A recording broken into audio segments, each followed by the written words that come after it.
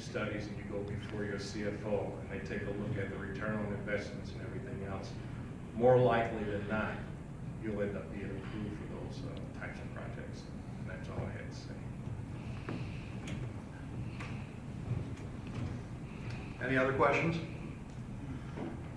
Please. This question's for the gentleman there. It sounds like there was a place like the Holy Cross Hospital was the first time they had a building automation system installed there, right? How hard was it to train your staff on how to use it? It was actually fairly easy to get the staff trained. When I went there, it looks like the controls systems that we had in the hospital.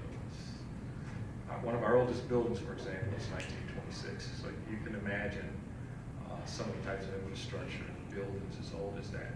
But as far as having the new building automation system installed and having the folks trained, it went very well.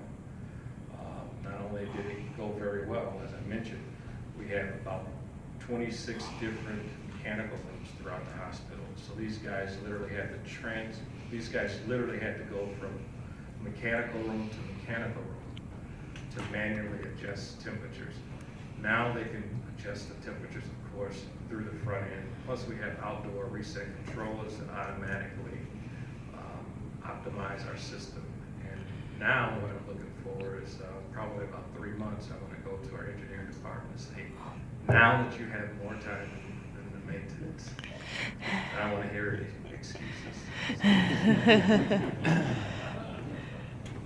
But I'll wait for 3 months, let the dust settle, let them get comfortable.